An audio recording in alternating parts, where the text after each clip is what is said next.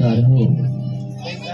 और चर्चा स्थान के जितने भाई बहन उपस्थित हैं सभी के चरणों मेरा प्रणाम है, प्रणाम की स्वीकार है। आज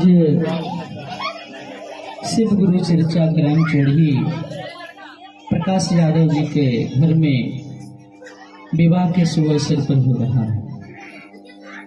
बहुत दूर दराज से भाई बहन भी उपस्थित हुए और अब उनको गुरु रूप में भी दिखाई दे रहा है।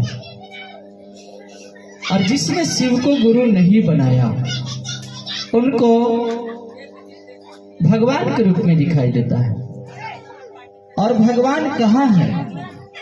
शिव गुरु चर्चा हो रहा था, बरखा आनंद जी चर्चा मुख्य वक्ता बोल रहे थे। किसी ने सवाल कर दिया जिज्ञासा में कि भगवान कहाँ रहते हैं? दीदी ने जवाब दिया। किसी ने कहा भगवान दिल में रहता है, किसी ने कहा भगवान दिमाग में रहता है। अब सोचनीय बात है कि भगवान दिल में है या दिमाग में है। अब समझने की प्रयास करें। भगवान हनुमान जी को दिल में दिखाई दिया, राम लक्ष्मण और सीता, दिमाग में नहीं। और आज किसी को भी दिल का दोवा, आज किसी को दिल से जिसको चाहिएगा दिल से आपको चाहेगा, और जो दिल से टूट जाए से उसको देखते ही आपको थोड़ा सा खराब लगेगा कि ये आदमी ठीक नहीं, ये जानवर ठीक नहीं। मान ले यादव जी है और वो गाय लगा रहा है और एक दिन गाय ने एक लथार मार दिया और वो गिर भी गया और दूध भी गिर गया। अब जैसे वो दूध गाड़ने के लिए जाएगा दोबारा तो चेतन रहेगा और दूरी रहेगा उससे पैर से कि दोबारा लथार चलाए तो लाभ लेने के लिए जुड़े। कि इस शिव चर्चा में मैं जुड़ जाऊंगा तो क्या होगा? मेरा कल्याण हो जाएगा। कल्याण कभी नहीं होगा भाई बहन। आप कल्याण करने लायक गुरु की चर्चा करेंगे तो जरूर कल्याण होंगे, लेकिन गुरु की चर्चा में आए जरूर, लेकिन ध्यान कहीं और है, विचार कहीं और गलत है, सोच आपका गलत चल रहा है। क्या लगता है कि शिव गुरु चर्चा में आने से आप चोरी करके आइएगा, बेईमानी करके आइएगा, बलात्कारी करके आइएगा, जिस रूप में आप गलत काम करके आइएगा, शिव चर्चा में आने से आपको फायदा हो जाएगा? महादेव ऐसा नहीं करेगा, कभी नहीं करता है।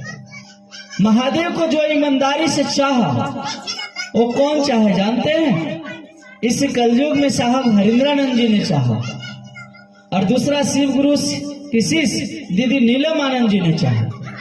आज उनकी फोटो और तस्वीर एक एक घर में, एक एक दिल में बसा हुआ है, महादेव की तरह। कल की बात मैंने कहा, परसों का है दिन 21 तारीख को साहब के साथ जो व्यक्ति रहते थे, प्रोफेसर साहेब उर्फ मंडल सर, उनकी आज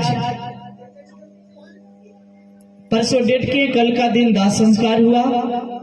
लोग जा रहे थे और जागरण भजन से उनका अर्थी को ले जा रहे थे और लगभग कई लाख शिव शिष्य परिवार जा रहे थे। रांची उपवन में उनका अंतिम दाह संस्कार हुआ। दीदी बरखानंद जी नहीं थे, किसी कारणवश कहीं निकले हुए थे, किसी कार्यवश।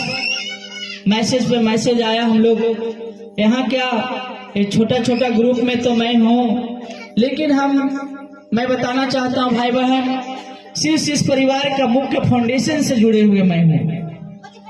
एक एक पल महादेव की चर्चा के बारे में रिपोर्ट आता है। ऐसा क्यों?